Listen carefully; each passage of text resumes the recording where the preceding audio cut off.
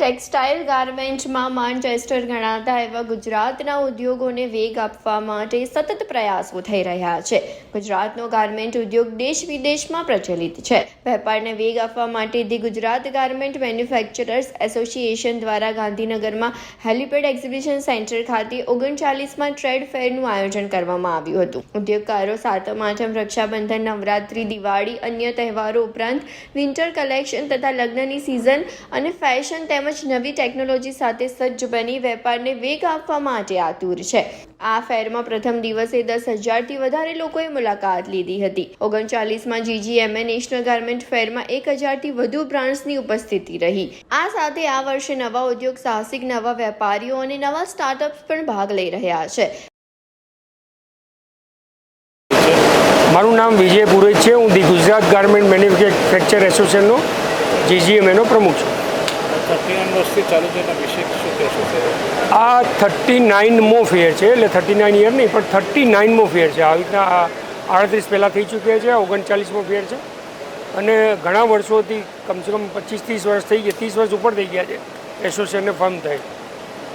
સરજી, હવે ગાર્મેન્ટ સેક્ટરમાં તો ગુજરાત અને ભારત આગળ વધે છે, પણ દર વખતે એક તુલના થાય છે ભારત અને ચાઇના વચ્ચે, કે બંનેની પોપ્યુલેશન સેમ છે, લેબર પણ કામ કરે છે, તો પણ આપણે કેવી રીતે ચાઇના સાથે સરખામણી કરી શકીએ એના વિશે તમે કહી શકો છો? તો સરખામણી કરતાં તો અમે આગળ જવા માટે મથીએ છીએ. સરખામણી કરવામાં તો પછી એના લેવલ પર જવું પડે એવું થાય. પણ અત્યારે ઇન્ડિયા પણ ગાર્મેન્ટ ઇન્ડસ્ટ્રીમાં ખૂબ જ આગળ જતું રહ્યું છે અને તમને પહેલાંથી કહી દઉં કે કોટન ઇન્ડસ્ટ્રી, જે પર્ટિક્યુલર કોટન ઇન્ડસ્ટ્રી છે, એ ઇન્ડિયાનો મુકાબલો છે જ નહીં અત્યારે. 1-2 કન્ટ્રી પહેલાં આનાથી આગળ હતી, પણ હવે કદાચ એ લેવલથી નીચે જતી રહી છે. હવે આપને ખબર છે કે બાંગ્લાદેશ પહેલાં ખૂબ જ કામ થઈ રહ્યું, પણ તે ડિસ્ટર્બ થઈ ગયું છે, એટલે હવે એ લેવલ પર આજે બાંગ્લાદેશ નથી. હું એમ કહી શકું છું ઇન્ડિયા, અને ઇન્ડિયામાં પણ ગુજરાત સૌથી મોટું સપ્લાયર આખા વર્લ્ડની અંદરમાં અત્યારે છે. પર્ટિક્યુલર મિડલ ઇસ્ટમાં તો સૌથી વધારે ગુજરાત જ સપ્લાય થઈ રહ્યું છે. અને ફ્યુચરિસ્ટિક ગોલ્સ કેવી રીતે તમે આગળ વધી શકીએ એસોસિએશન સાથે? હું ગાર્મેન્ટ ઇન્ડસ્ટ્રીનો ફ્યુચર બહુ જ બ્રાઇટ છે અને દિવસે ને દિવસે આપ સૌ જાણો છો કે આજે હવે રેડીમેડ કપડાં જ વેચાય છે અને તમે ઓનલાઈન ઉપર બી જાઓ કે ક્યાંય પણ જાઓ તો તમે ગાર્મેન્ટ ઇન્ડસ્ટ્રી જ, તમે કોઈ કપડું ખરીદવા નહીં જતા, ગાર્મેન્ટ ખરીદવા જાઓ છો.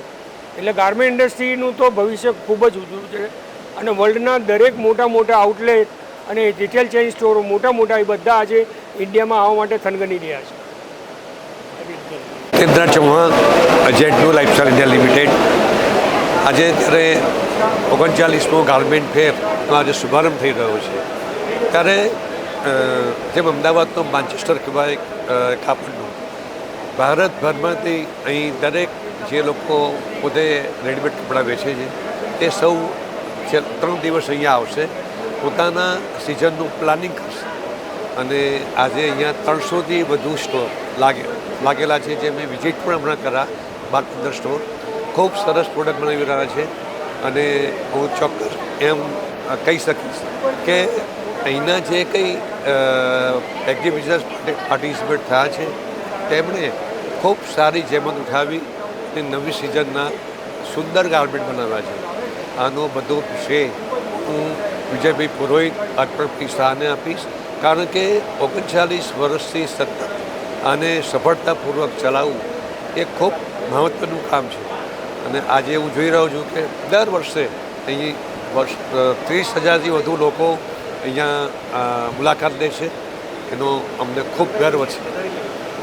સરજી, હવે આપણે અને ચાઇનાના બંનેના પોપ્યુલેશન સેમ છે, તો લેબરને કેવી રીતે આગળ વધારીને ગાર્મેન્ટ સેક્ટરમાં આગળ વધી શકીએ?